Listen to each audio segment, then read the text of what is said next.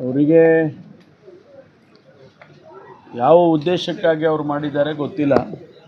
ಅವ್ರನ್ನ ಇಮಿಡಿಯೇಟಾಗಿ ಅರೆಸ್ಟ್ ಮಾಡಿ ಅವ್ರ ಮೇಲೆ ಕಾನೂನು ಪ್ರಕಾರ ಕ್ರಮ ತಗೊಳ್ಳಿ ಅಂತೇಳಿ ಸೂಚನೆ ಕೊಟ್ಟಿದ್ದೇನೆ. ಏಕೆಂದರೆ ಇಂಥದ್ದೆಲ್ಲ ನಡಿಬಾರ್ದು. ಅವರವರು ವ್ಯಾಪಾರ ಮಾಡ್ಕೊಳ್ಳೋದಕ್ಕೆ, ಅವರವರು ಕೆಲಸ ಮಾಡೋದಕ್ಕೆ ಅವರಿಗೆ ಹಕ್ಕಿದೆ. ಅದರಲ್ಲಿ ನಾವು ಕಾನೂನನ್ನು ಕೈಗೆತ್ತಿಕೊಳ್ಬಾರ್ದು ಯಾರೂ ಕೂಡ. ಒಂದು ವೇಳೆ ಅವರು ಯಾರು ಅಂಥೇಳಿ ನಾವು ಈಗ ಐಡೆಂಟಿಫೈ ಮಾಡ್ತೀವಿ ಮತ್ತು ಅವ್ರ ಮೇಲೆ ಏನು ಕ್ರಮ ತಗೋಬೇಕೋ ಪೊಲೀಸ್ನವ್ರು ತಗೊಳ್ತಾರೆ. ಒಂದು ವೇಳೆ ಆ ಥರದ ಅನೈತಿಕ ಪಾರ್ಲರ್ಗಳಿದ್ದರೆ ಅದು ಕಂಪ್ಲೇಂಟ್ ಕೊಡಬೇಕು. ನಾವೇ ಕಾನೂನು ಕೈಗೆತ್ಕೊಳ್ಳೋದು ಸರಿ ಇಲ್ಲ.